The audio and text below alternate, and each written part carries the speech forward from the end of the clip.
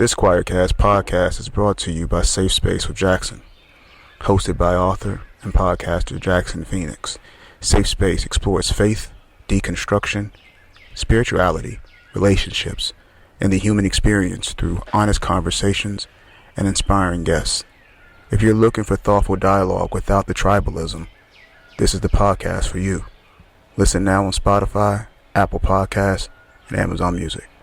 Western Christianity has spent the last 2,000 years telling everyone they're separated from God. This is Not Church with John and Nat Turney and Bethany Shea. Hello, everybody. Welcome back to the podcast. My name is Nat Turney. I'm with my brother, John.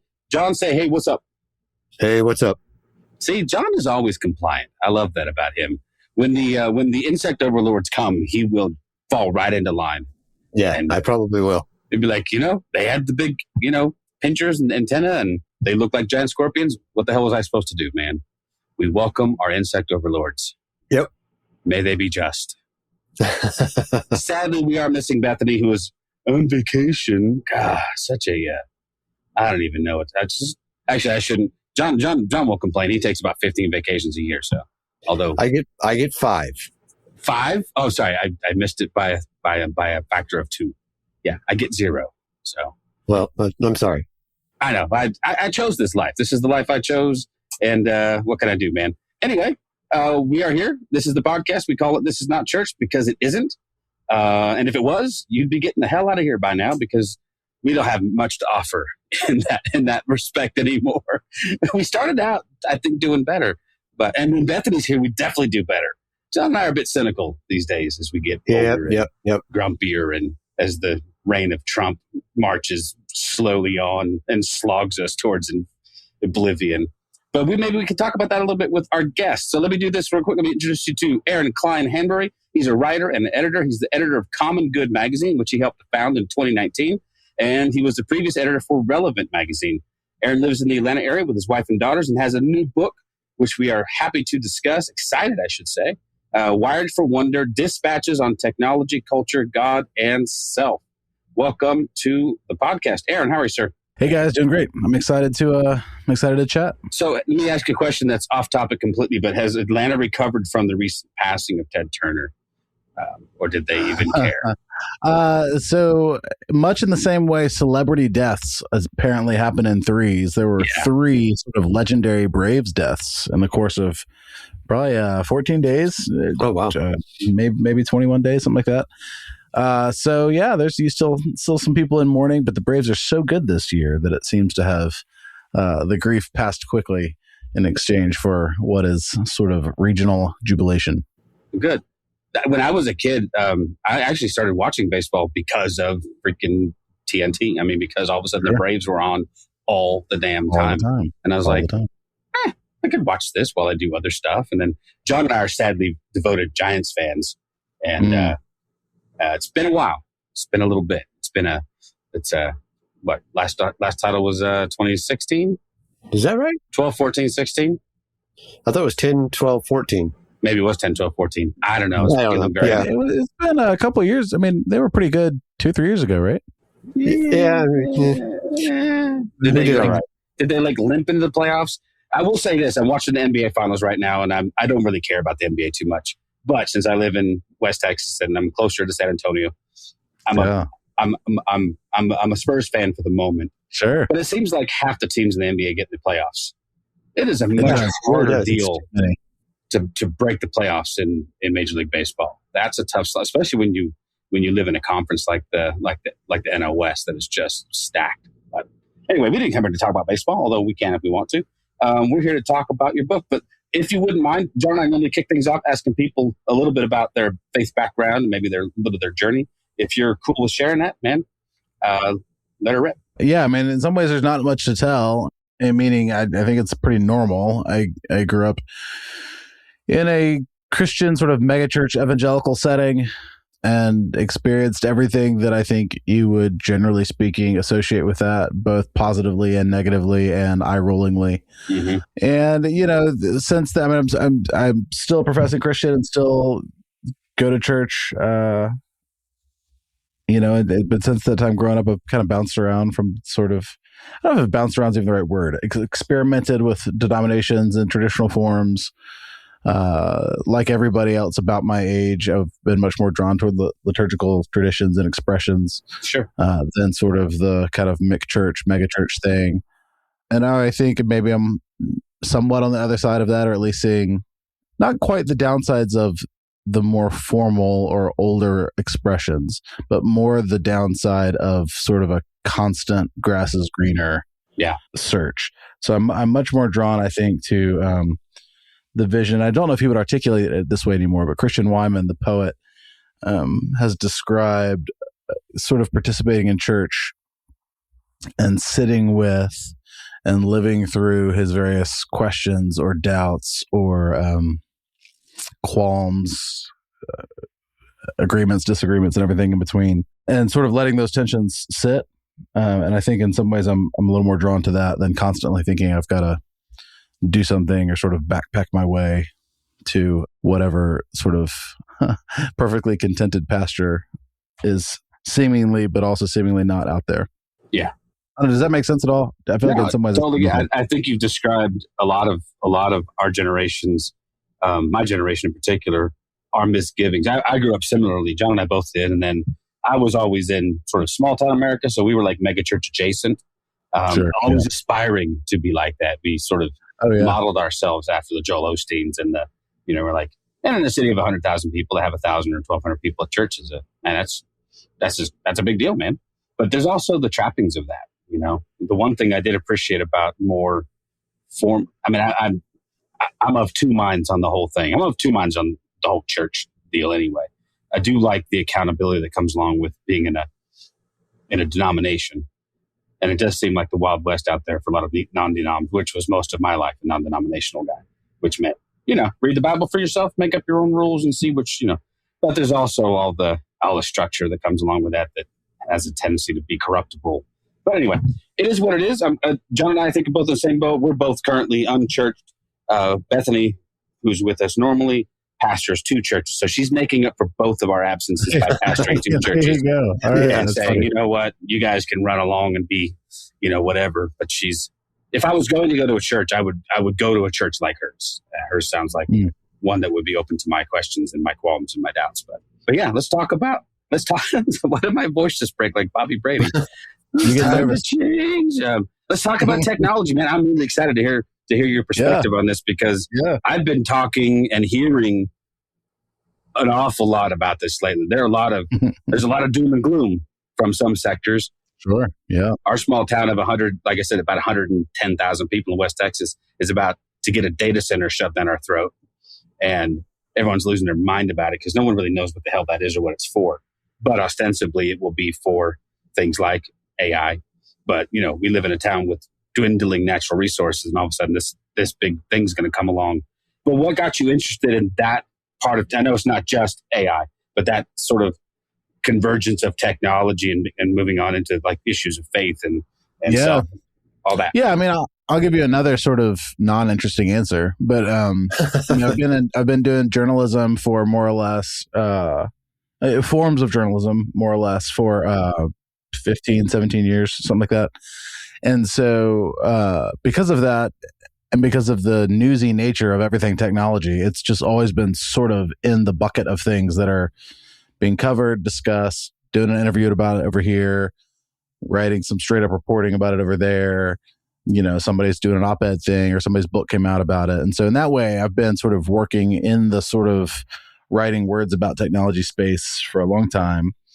And then the way I found to approach it, which if you were able to flip through the book, you would have seen, I think, is that, or hopefully you would have seen, is that I'm roughly the age of, not the age of, I'm a child of the 80s. So I'm basically at like consciousness,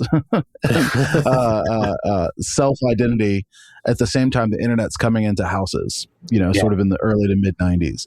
And so because of that, I'm basically have a parallel coming of age story with myself as Americans do with access to the internet. Obviously the internet's predates some of that, but most of us had no access until 92, 93, 94, 95. 95 seems to be the inflection point where basically every home gets internet access.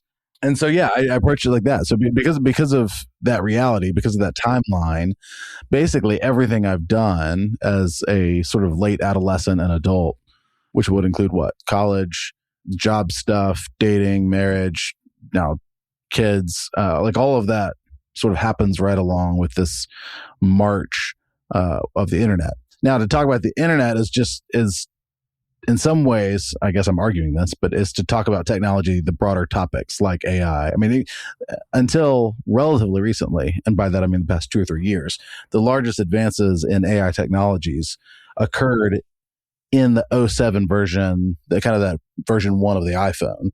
And so to talk about AI is basically to talk about commercial AI for users. To talk about technology is to talk about the pieces of glass and plastic that we hold in our hands and pay exorbitant amounts of money for, almost exclusively financed for the vast majority of Americans. And so because of that, I think trying to follow that storyline, I mean, the book, all the entries in the book aren't exactly connected like that, but roughly following that timeline, I think allowed me to discuss the things that are quote unquote the conversation, capital C, AI, data center, attention spans, all of those kind of things. So to get to the heart of your question, in some ways there's an irony because I'm not particularly techie. I'm not overly drawn. I've never watched an Apple keynote. I was never even that into Legos. So some of the points on the map that usually chart some techie people, that's not necessarily me. But I do think that that's an interesting stand-in because technology more and more, I mean, you use some hyperbole there with a data center being shoved down your throat, but in some ways it's really not hyperbole. I think no I think to have kids and a job is to be forced to have a smartphone in no unambiguous ways. To basically be a citizen of any city at this point is to get things like data centers quite literally shoved down, or I guess it's not literally shoved in your face. Yeah. And then just to be told things like, oh, it's good for jobs or something. Sort of unqualified statements that nobody feels the need to defend. And so in that way, these technological things, both the devices and the philosophy behind them, just happen to us increasingly. And so because of that, I think I try at least to write the book. I think I try. That's not great. It's not super articulate. I try to basically stand in for all of us in that way, if that makes sense. Yeah. No, it does. I mean, it's like I said, I really wasn't being hyperbolic when I said that the data center that's coming. We found out that it was even going to be built. Information got leaked. So our city council, our mayor, which says something too, right? That it's secret information. Well, it was a little bit ironic that it leaked out over Facebook. So they used that kind of data, and again, so much misinformation. It may be a totally benign thing in the end. I don't know, but they lied about it enough, and they obfuscated enough. Sure, but think about that. If you were building a Jenny's ice cream, or a church, or a synagogue, or I don't know, a Barnes and Noble or something, if it was leaked, you couldn't even use the language of leak. It'd be like, oh, cool, fine. The fact that there's mystery surrounding it, and then turn around and be like, oh, there shouldn't be any mystery because it actually creates jobs. It's like, well, then why are you hiding it? This is such a weird. Yeah. There's just such an odd culture around all of the sort of civic economics of data centers. Yeah. Well, they haven't drawn enough of a straight line to how me, as an average citizen will benefit from this. It's like, well, it's going to bring jobs. No, it won't. It'll bring 10, and 8 of those 10 will come from outside because they're too highly technological for anybody here. I live in, again, West Texas. It's the borderline of the Sonora Desert, and water has been an issue for as long as I've lived here, 20 some years. And all of a sudden, you're talking about a data center that might suck up millions of gallons of water annually, and all of a sudden, the farmers and the ranchers are like, "Yeah, let's see AI make your steak, bro." But it reminds me. Here's a funny thing. I don't know if like you said, you're not a big techie guy, but I just rewatched, at least in part, The Matrix. Mm-hmm. And in that movie came out in what? Mid 90s, late 90s? It feels like the late 90s, but I think when you actually go back and look, it's early. Yeah. Even so, the whole premise of that movie is AI became self-aware. and the machines woke up, and they're like, we're not sure who scorched the sky first, but it was this whole notion of this whole dystopian future of advanced, self-aware thinking machines taking over and turning us into their slaves. So turns out later on it was a metaphor for an entirely different thing.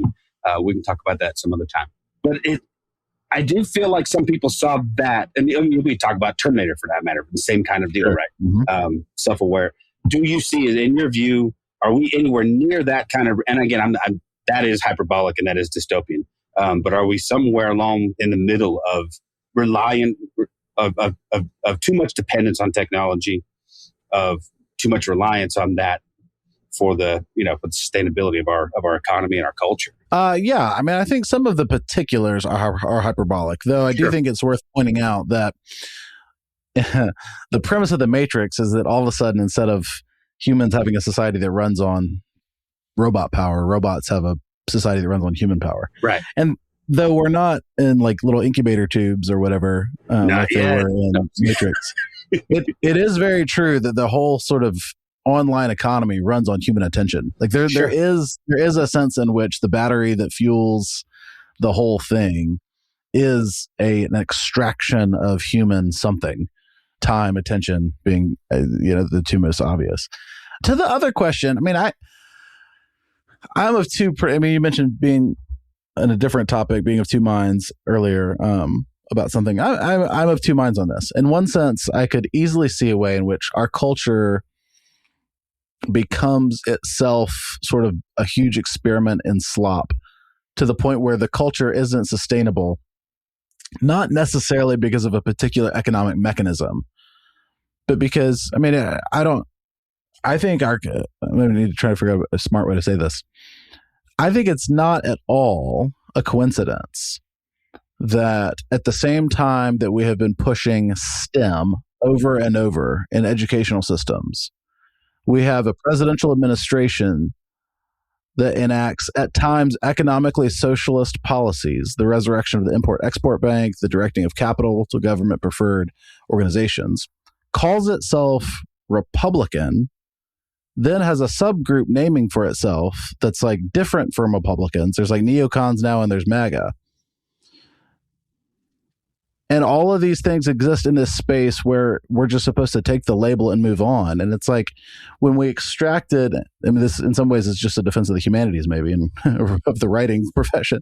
But I think when we extracted all of these things, all of a sudden, it's like, in what world are we supposed to even just accept this? And in one of the worlds where we're supposed to just accept it is when people are not educated to know the difference in Republican, Democrat, socialist, capitalist, oligarch, fascist, like whatever the things is. Like all that to say, I think we are currently in a time where we've ingested and entertained and numbed ourselves to the points where we're being ushered along by a small set of controllers, an increasingly small set of controllers toward something that looks like a kind of collapse. Now, what exactly the particulars of that collapse will be, I think is, I'm not willing to suggest. But I do think, I think we're already seeing a sort of robot and internet-born numbness or malaise to society, to the point that we're just not even intellectually serious about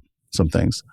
Well, don't we see that through just like the AI campaigning, how much AI is used with like Trump. I mean, we are bombarded daily by AI imagery that, I mean, we're just supposed to accept as almost as gospel from him, right? Yeah, it's nonsense. Yeah. It's great. I mean, it predates Trump, and certainly, but in some ways, it feels like you don't get that world you don't get Trump without some of that. You know what I mean? Like, right. I mean, I think you're right. Yeah. I mean, you live in West Texas. Maybe it's the same there. I have family in rural Alabama, and their neighbors it's just these sort of poorly educated redneck dudes who love Trump, love him. And he's a lifelong Democrat, which is obviously fine, who then all of a sudden became a Republican, who's from Manhattan and is a trust fund baby. Oh, yeah. Like, what's even happening? Like, how are we talking about this? Like, it's nuts. like it's this just strangest thing. And obviously, I mean, the way I pin some of that on technology, I guess, which is maybe it's a leap for some people. To me, it feels clear is that if all of your time is spent just on whatever YouTube or whatever precursors are YouTube, or you're only enraged by little circles of echo chambers, like you can, this reality just gets distorted in a way that's just bizarre. Yeah, it really is. Yeah, I was. If you speak to people who are, who live in this sort of daily, they'll express this all the time, that this is just, it's we were talking, gosh, it wasn't just last week, I think, John, we were talking to Noelle, was that her name? She wrote a book on, basically on January 6th, highlighting the stories of a couple of women who were arrested and talking about, conspiracy theories and things like that. And it was like, I say, how she done, months and months, if not years of for real academic research to write this book. I'm like, how much does it bother you when people say, I did my research, and what they meant is they watched 15 YouTube videos. Yeah. Maybe scanned the abstract of a study that was skewed towards them, and then said, nope, I done my research. This trans thing's getting out of hand, and she just kind of rolled her eyes and went, oh, Jesus, Well, I mean, think about the fact that, to call it a plot line from 1984, which again connects some of the sci-fi stuff, is almost at this point so easy. It's absurd. Like you almost are embarrassed to say it. It's a little too on the nose, almost. It's too on the nose. But to have the quote unquote law and order president each term be accompanied by riots in all of the major cities and the pardoning of police killers. Yeah. While saying we have to have laws and respect laws, like there's a sort of like cognitive dissonance. Even it's too much of a cliche for that to land, but it's in whatever that meant before it was a cliche. There's a true cognitive dissonance, right? Yeah. Well, it's no more ironic than openly lobbying to be awarded the Peace Prize while you're openly engaged in unlawful wars. So here we are. I mean, the thing in Iran is just too obvious. But dude, the shit we were doing in the Caribbean near Venezuela is extrajudicial, judge, jury, and executioner. I mean, actually, no, it's anyway. insane. I mean, it's insane. I mean, we were first person shooter video gaming. Yeah, and they were digging it. People in the oceans of just south of it. Yeah. So, but that's exactly right. So all that to say, in one sense, to say we're going to turn into Terminator, feels like, oh, well, that would never happen.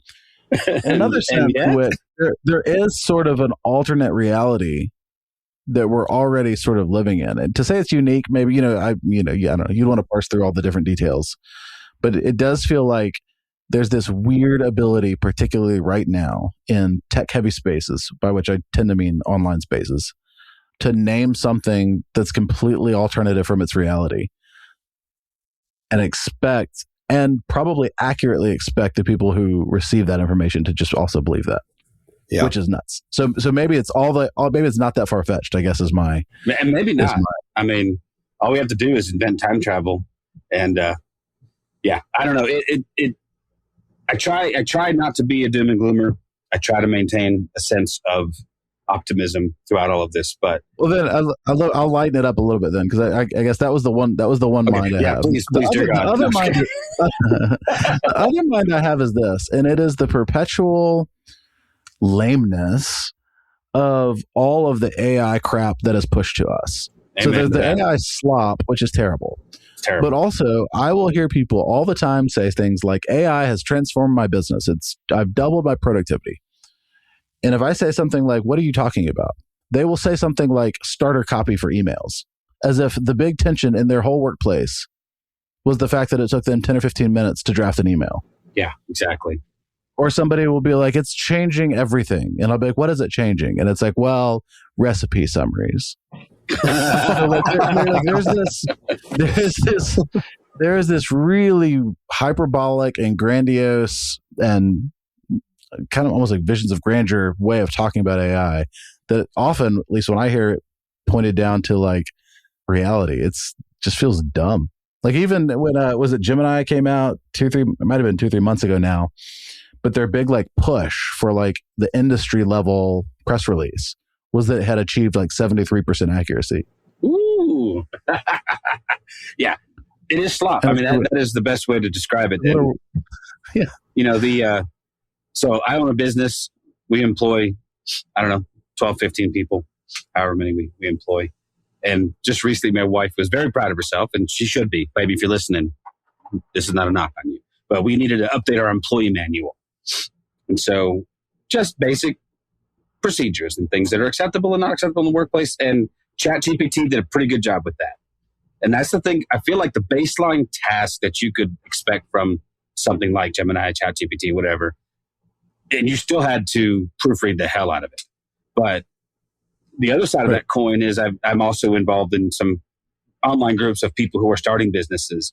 And the absolute preponderance of AI generated shit for business logos and graphic design is well, okay, here's my two minds on it, and I want you to chime in on this. On the one hand, it's really easy you can spot that shit a mile away. It's terrible. You know, from the girl with 6 fingers to the, there's some of it, and it's just sometimes just so obviously cartoonish and weird. Yeah. But that's where we've come from zero to now. I am a little, I'm concerned for people who do this for a living in 15 years or 10 years even, when this stuff actually starts to get better and nobody wants to spend $500 to $1,000 for someone to generate an actual business logo for them. And graphic designers are like, I guess we're just boned. Yep. So I don't know. What are your thoughts on that? Certainly going to, and is already happening among people who already didn't value good design. True. Very true. So for the people who needed a logo because they know they needed one and they were going to do something crappy anyway, and it was going to be, I don't know, the secretary's like brother. Right. Exactly. Putting together something or like working something up on Canva. Like, I think in Windows Paint. Right. Like I think it's already happening. It's already happening there. So yeah, I think a lot of the commercial design stuff is probably and sadly going to suffer greatly. I do think the big jobs will always be there, and I mean that in terms of fine art, and I mean in terms of like, so like famously the redesign of the Pepsi logo that kind of looked like the Obama like 08 logo. Yeah, like the open change kind of looked. Yeah. They paid famously like something like, I mean, I don't know, something like $1 million for that mark. And I don't think that'll actually go away. Meaning, because the way AI works is it can only, and people who claim to know better will fight you on this. They can't describe why it's different, but they just want to fight you on it. Because generative AI basically is copy and paste times a bazillion. You know what I mean? Right. Like it's taking existing stuff, exploding it and reassembling it. Yeah. There's always going to be there's always going to be people who want something that is actually new. The question will be both, can they afford it? Can that align with the economics of creating that?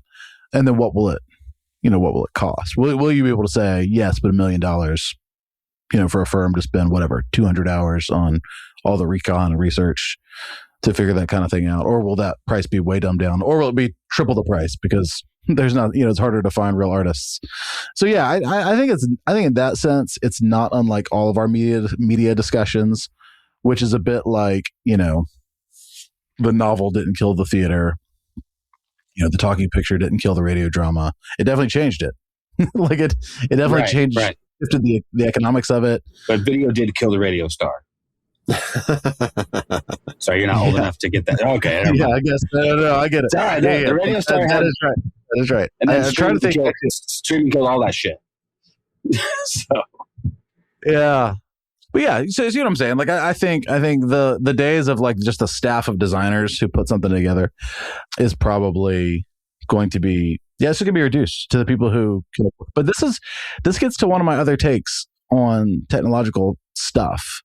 And I guess I do mean stuff in the broadest sense. And that is that there is this line that we have been told that is a lie. And that is that the internet and technological development, innovation, is democratizing. And it's just not. It drives class and income and any other inequalities or distinctions, it drives a wedge deeper between them. It creates bigger gaps between the haves and the have-nots. We're seeing this with the educational data. I think we're not long before seeing it in more like dating pools. Like, can you imagine?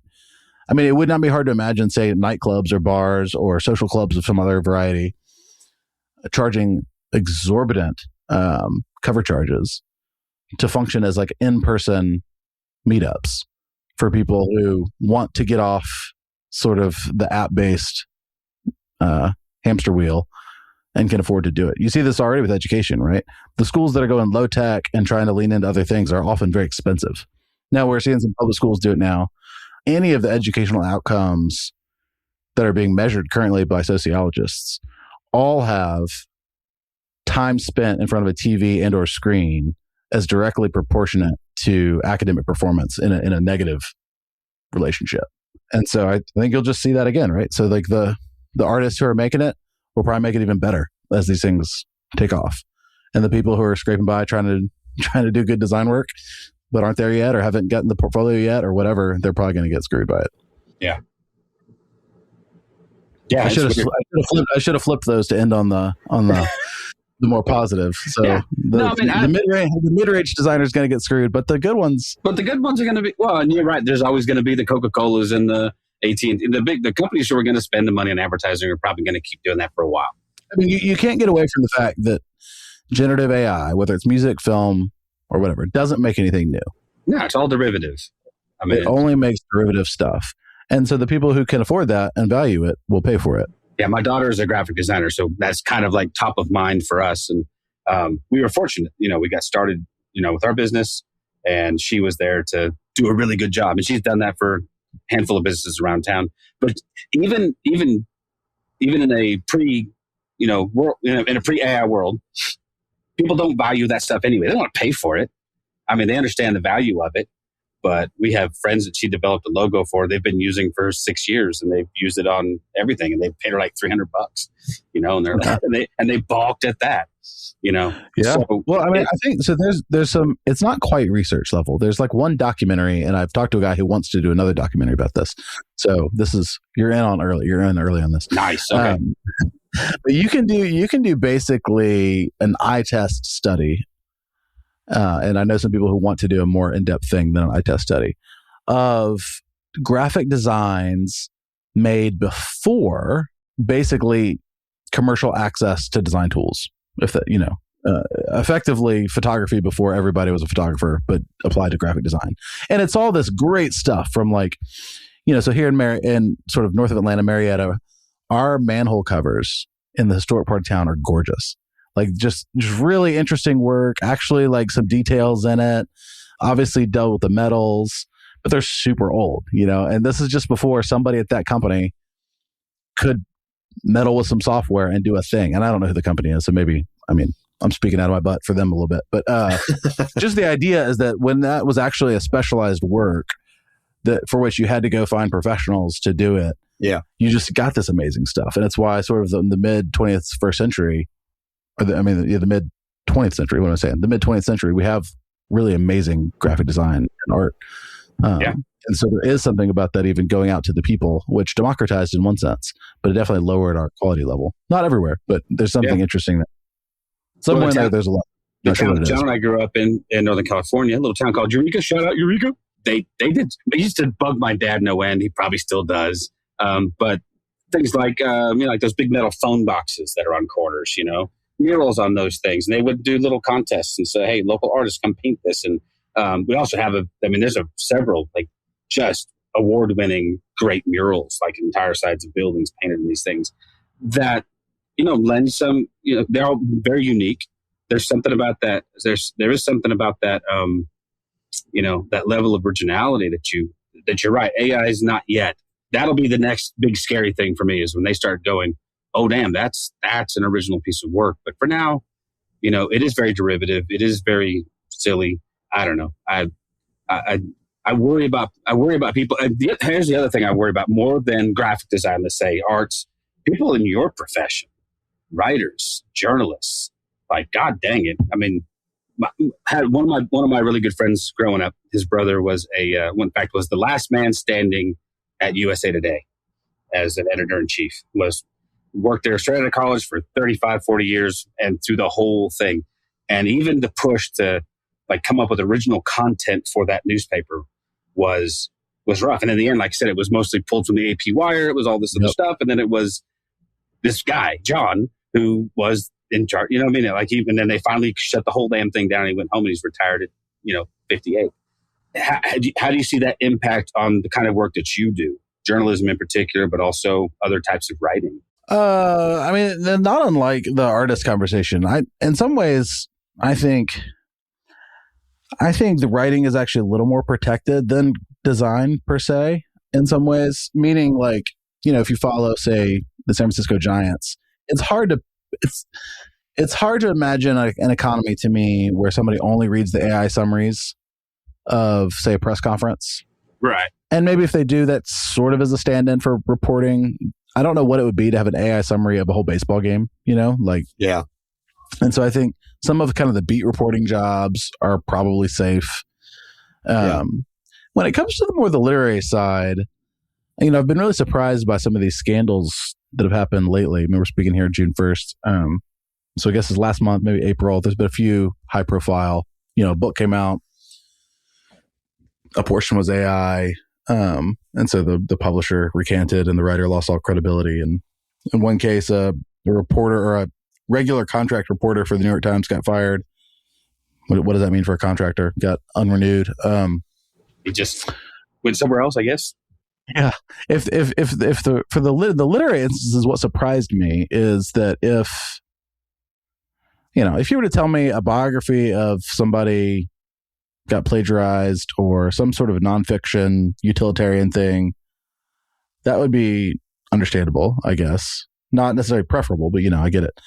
With the novel that it happened in, I'm still trying to get my head around. Maybe this just speaks to the depth of human laziness. I don't know what I'm just not sure what you're even doing, I guess, to sit down to write a novel and then to think, oh, I'll prompt my way through this portion. I know that it's a strange, I can't even figure out what they're wanting to do. And all that to say, at least to get to your question, is I guess I tend to be more optimistic on the writing side with some of this, because I don't think the things that are produced by generative AI are even kind of the same thing as the books that at least I read. Like, it just doesn't feel like it's even textbooks. Maybe I can see textbooks being really affected by them. Maybe like user manuals of some kind. User manual. And maybe, I've thought before, like user manuals, obviously they have to be checked.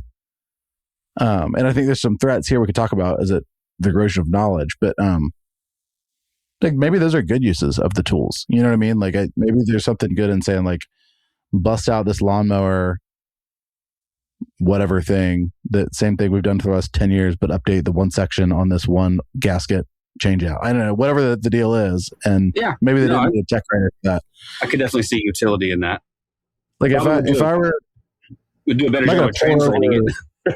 That's right. I'm not going to like pour over like the essays of Wendell Berry or Marilyn Robinson or something if I knew that it was just the publisher's ChatGPT logs. Like I'm sure I wouldn't read it. I don't know what I would even be reading if I did. And so because of that, I do think there's some insulation there. Sure. I wonder about like the future of, remember, John, did you ever read Cliff Notes to get through shit in high school?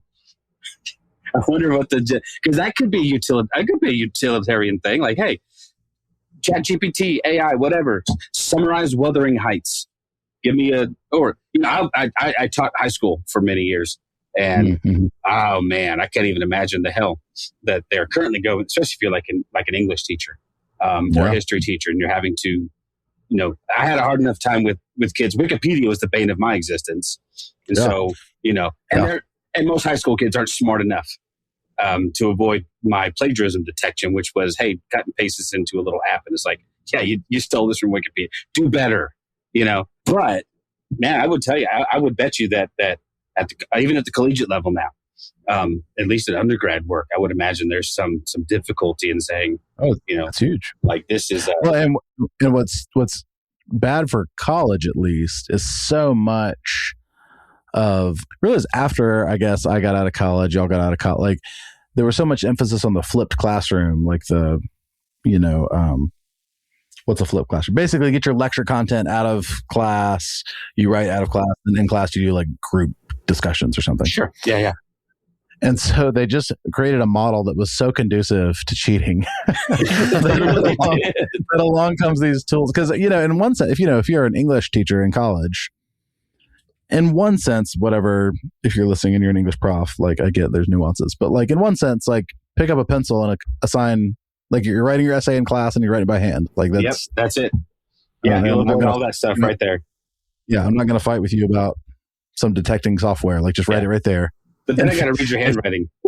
Right. Yeah, I guess that's maybe there's an AI bot that can like. Yeah. Well, I remember sitting down in college classes. I graduated in '98, so I went to college mid to late '90s, and that was always the scariest thing, was to go into a classroom and have that little blue book on your desk. Be like, all right, here we go. 3 essay questions. This is half of your grade. Yeah. Go. Yeah, my first. Gosh, I think it might have been my second year, but it was definitely my first year. I mean, that might have been my second semester, but it was definitely my first year. I was in an English class and I had to turn in some kind of handwritten thing that we wrote in class. And at the time, I had adopted my dad's tendency to write in block letters, like all caps.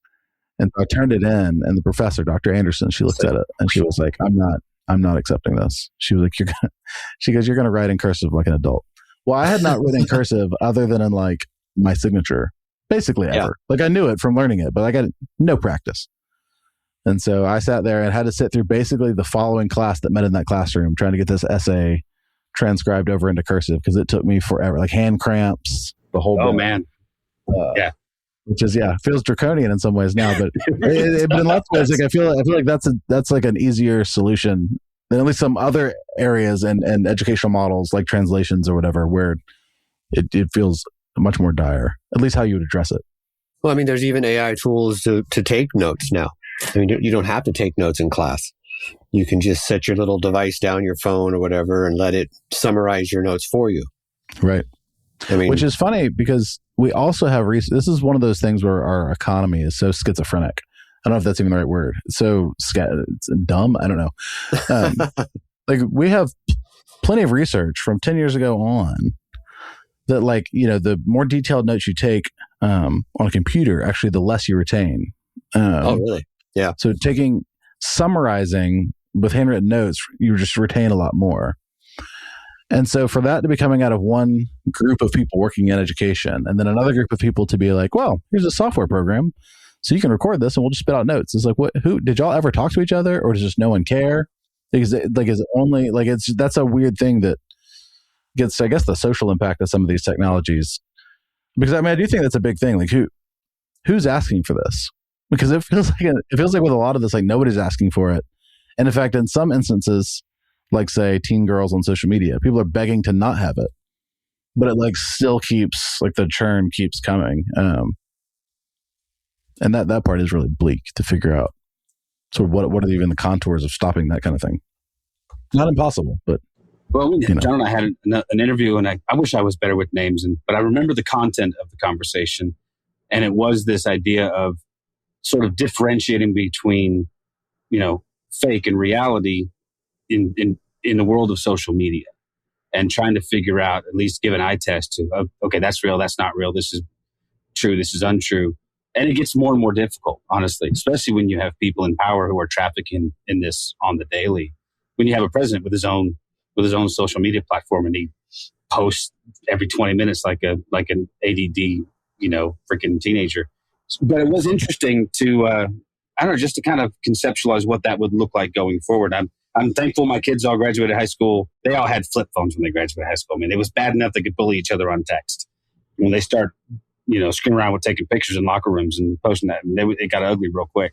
Yeah. Sadly, it does seem to cater to our just the worst angels of our nature. But well, actually, I think there's something there. I actually think they don't cater to our, as you say, worst angels. I think they form and draw out and turn us into our worser angels, if that makes sense. That's worse. Meaning, it's worse. Yeah, it's not better. It's not better. But I do think there's this way of viewing these tools that's like, if we just shaped them the right way, they would cater toward this side instead of that side. Yeah, But I think that's no way. it's a bit of the whole like mob mentality. You know how like Malcolm Sure. Gladwell's talked about this. Like at some point, like there's a point at which like the most passive person in the world will join a mob. It's like, if, you know, once it reaches like some critical mass, like there is something going on with these tools. Yeah. Which is partly why, I mean, some of the, sorry if I cut you off on that. Were you finishing with No, that? you're good. No, not at all. Some of the things, and this, I get that it's so hard when you're in the moment, but some of the even discussion of like discerning what's real and fake on social media is a bit like, just get off social media. Like Right. who among us would continue to hang out with a group of friends who lied constantly, and you were like, you left every like get together trying to parse through what was true and false of what they said.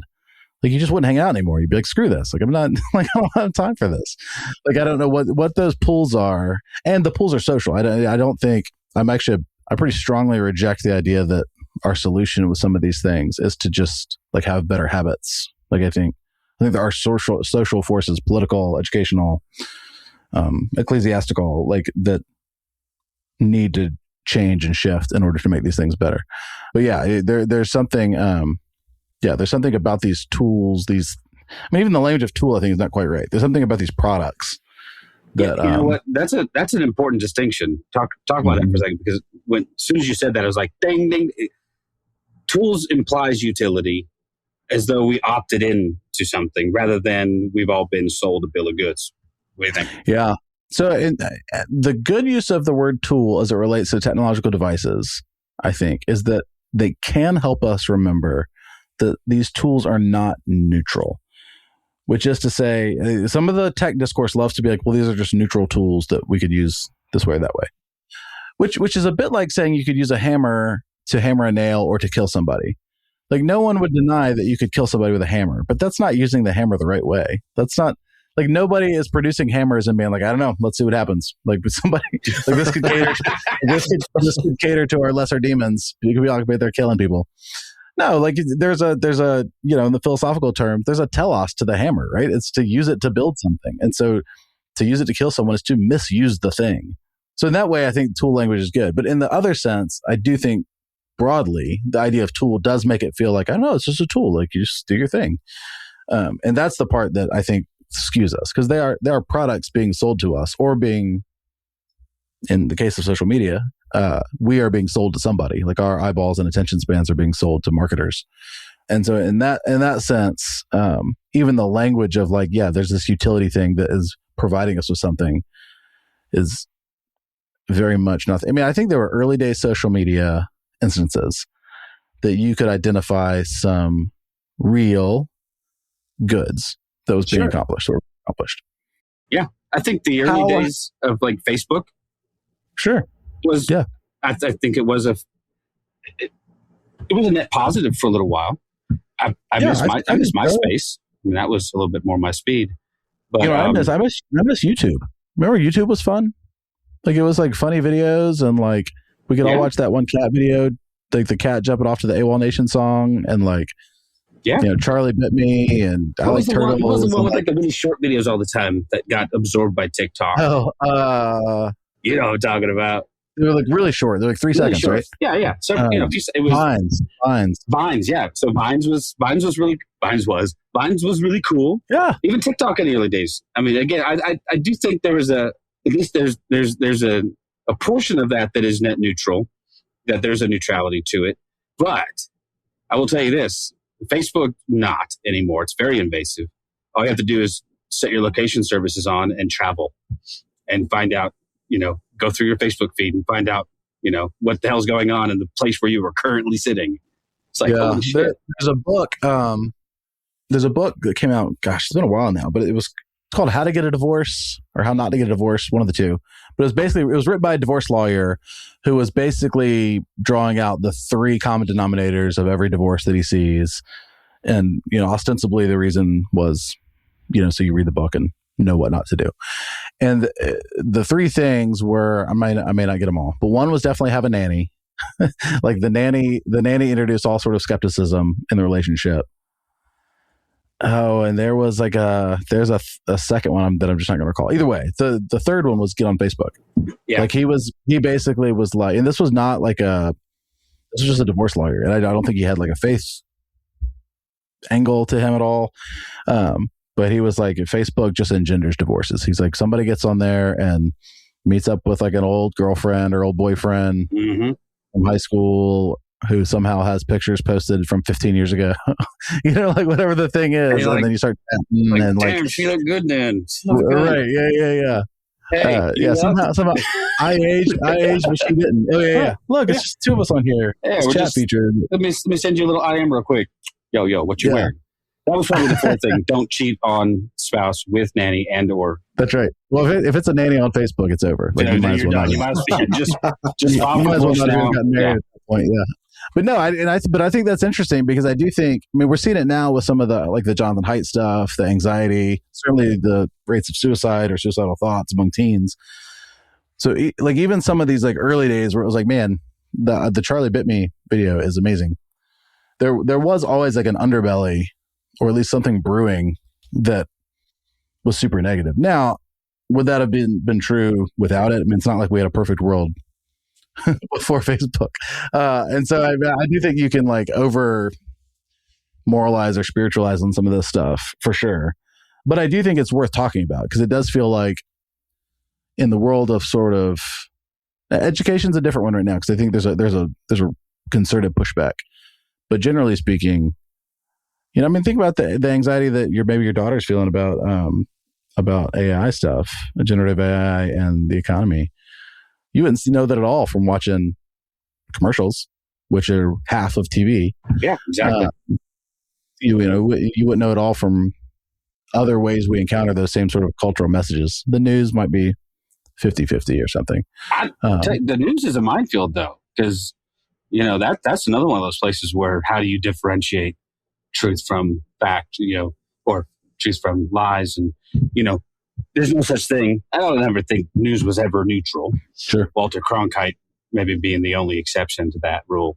But there wasn't accountability at least. There's like 3 stations he's on. Yeah, there were 3 stations and typically, now I sound like an old fart, but we did typically see with our own eyes what was unfolding in the world, and now the whole point is to question all of that and say, well, don't trust your own eyes. Yeah. Listen to my narrative about that thing. We never went to the moon. Come on, man. What are you thinking? All that was, right. That was all 2001 Space Odyssey kind of stuff. What was that guy's name? Anyway, doesn't matter. The director, Stanley Kubrick. Yeah, it was it's a Stanley Kubrick setup. And, but it lends itself to all of these, what would have been 10, 15 years ago, just wackadoodle fringe conspiracy theories. Sure. Finding a place and finding a foothold with people who are, and sadly, with people who are not super educated, don't know the methodology of research, don't know the basic tools of saying, no, this is real, this is fake. And not only that, and I think this is one of the really big questions we have to answer over the next 2 or 3 years. We, I guess, news consuming people who have to be on the internet. There's this idea that we could escape some biases or whatever, or something, I don't know, by going to things like Patreon or Substack or whatever. But it does occur to me, and I think we're seeing this in a couple places, I've seen some people talking about this, that those sort of fringe groups you're describing who've now found each other, they've also found a quote unquote content creator who they are also paying directly. Absolutely. Who loses money out of his or her, whatever, pocketbook if those subscribers leave. And so it becomes this feeding frenzy where, some of the corporate sponsors or whatever that were the boogeymen of the early Substack and Patreon movements actually, I think, we're seeing now a buffer between consumer and creator where content creator, where, you could say something and at least not be like, well, 50 people are going to leave tomorrow and I'm not going to make mortgage next month. Or I'm going to say something even crazier than I said yesterday and I'm going to gain 1,500. That's always the calculus, right? Do I go even crazier? And you might get fewer viewers, but you'll get more devoted ones. Yeah, I think you can see it in the people like Tucker Carlson or whatever, where you just start trafficking in crazier and crazier stuff, and you get more people who want to tune in to see it. Well, and before you know it, in a very tangible way, you see their you see if they sign up, you get that $5 or whatever, for in a way that you wouldn't have if like their whatever, their eyeballs went to your company, who then sold those eyeballs to whatever Unilever or whatever the thing. There was less immediate feedback to be crazy. Yeah, and the guy like Tucker Carlson all he has to do is appear to moderate a tiny bit. And he's in the conversation to run for president in a couple of years. Yeah, well, there's an unfortunate thing in our society. It's kind of like the enemy of my friend is my enemy. The enemy of my enemy is my friend, right? Yeah. We're like, and I think our president is the worst. Gets overused, but he's like the worst president we've had. Horrible in my American, lifetime, and I'm old, so yeah, horrible leader. Don't make me miss Nixon, man. I went on a TV show in 2015 saying that Christians shouldn't vote for him. Like I've been on this one. Yeah. But we can't have a society where like as soon as somebody criticizes him, we're like, oh, that's a great person. Oh, no, for sure. Like it cannot be this like it's a bit like we've got to be able to say, we have to be human enough to say like when the administration does do some good things. Capping the president wanted, and it's like forever ago now, but he wanted to cap the amount of money or something that prescription drug companies could spend in advertising to directly consumer. Great thing. Like I think we can say that like that would be a good thing. There have been other and probably will be other decent things. And also that if you happen to not like him, you can't all of a sudden be our boy or whatever. Right. Right. I was happy to see Marjorie Taylor Greene become critical and get cast aside, but I wasn't about to embrace her and go, and now you're not a nutball. Oh no, you're still an anti-Semitic nutball. Another great example. No. But I think you see this. I mean, this is sort of just weird media stuff, but I think you see this with news outlets like Epoch Times, who are run by an extremely anti-China group. Whether it's a cult or not, I think is up for some debate. But because of that, basically anybody in the United States who has any kind of beef with China just jumps on board with whatever they're doing. And it like it's the logic of it's skewed, and I think our internet-based sort of subcultures facilitates that. Because like you could show up and be like, "Oh, you don't like China? I don't like China. I don't like China. Did we just become best friends? I think we did. What's your favorite dinosaur? Say it at the same time. Right. Velociraptor? Yes. No, it's it's a weird world, man. It really is. I don't know if you're going to go with the John Stamos example or not. No, John. Oh, tell me that one. What's that one? Oh, I presume you were riffing on Step Brothers. I was. Okay, but I forgot the John Stamos part. Well, it's a little off color. That's why is it the Catalina whatever? No, just no. It's right after his dinosaur. We love the off color, so that's okay. I'll go watch Step Brothers. I tell you, I am intrigued as all hell. There's a guy that I listen to online. I do watch YouTube quite a bit, but an atheist content creator who is predicting that in the next 10 to 15 years, about 30 to 40% of jobs will be gone because of AI, just because there's just not going to be a need for these jobs anymore. And I have a hard time arguing. It may be true, maybe not be. I also remember, I don't remember, but I was telling my wife and I were discussing this, and I was like, they freaked out when the internal combustion motor or engine, came about. And all of a sudden there's, people who made buggy whips for a living are now out of work, and there's all these things. And industrialization comes along, and, more factory work, it's automated. But I tell you what, that's a sector that I can see being completely overtaken by automation. I can see manufacturing could be, you end up with one or two guys actually running a factory, overseeing a crew of robots. And it is what it is. I think we'll either adjust or maybe we'll have to come up with some kind of like universal basic income for everybody who can't work. I don't know. Well, it would be interesting to think through the different places where that's even possible. Because it also occurs to me like you would have this at some point. You could to get back to the Matrix. Exactly. Like you could have this like. What was the movie? Just AI with Will Smith? Was it called just AI? Yeah. No, iRobot. iRobot. Yeah. With Will Smith. Asimov. It was also an AI movie. Yeah. You could have like your iRobot or your Matrix sort of revolution of humans, and it wouldn't. I don't know. I just wonder how many people would need to get run over by a Waymo or something before. You know what I mean? Like if you've lost your job. And your friends have lost their jobs. And you get run over by Waymo? And then humans are getting taken out by Waymos. Like, like at what point are we like? So there's a new book out, not just mine. If you're gonna buy one of the two, buy mine. But there's a new book out by Megan Garber called Screen People, and it's sort of adjacent to her argument. She does a great job reminding us that like all technology is like plastic and metal and glass buried in the ground and shooting electricity toward us. And we put it there. Like we build data centers and we plant the wires. And if we want to stop doing that, we can.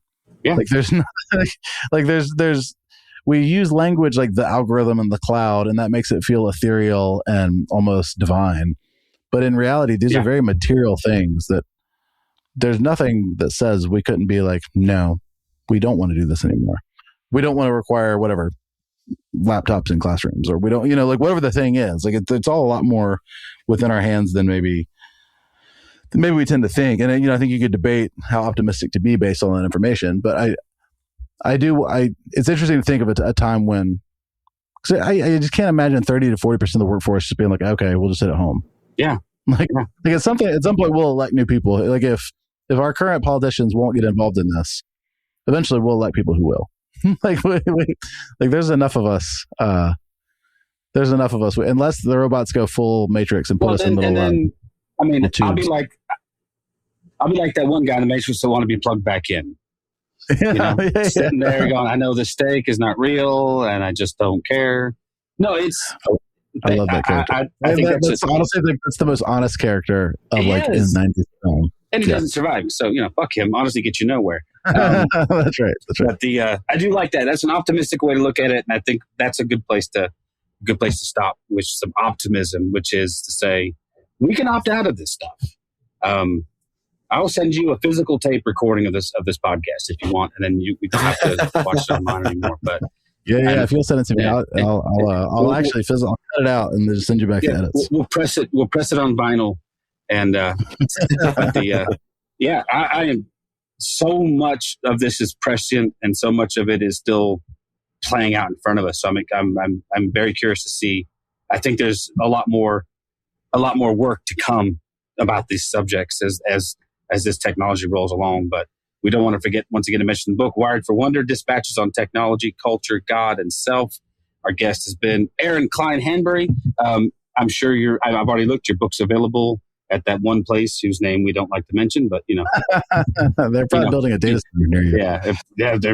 They've got a huge one, not too far. But but on Kindle, in print, I think there's even an audiobook, right? I think so. Yeah. It was one of those things where like the audiobook rights were sold to a third-party audiobook creating company, and a different actor read it, like a voice actor read it. But I do understand that it exists. Yeah, I was just looking. I was flipping through the Kindle version of your book. It's fascinating. It's really good stuff. So, guys, go out and support original content. And human made words. That's right. Words made by humans. Okay.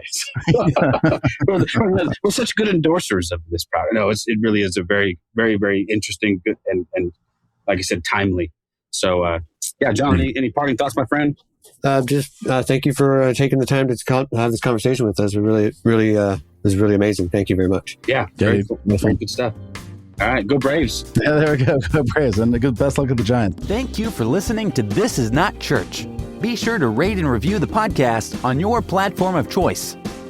If you would like to partner with us, visit patreon.com/thisisnotchurch, where you will receive exclusive content such as early access to episodes, videos of upcoming episodes, and live Q&A sessions. Be sure to check out our Facebook group or follow us on Twitter and Instagram. All the links are in the show notes. We'll be back soon with another episode.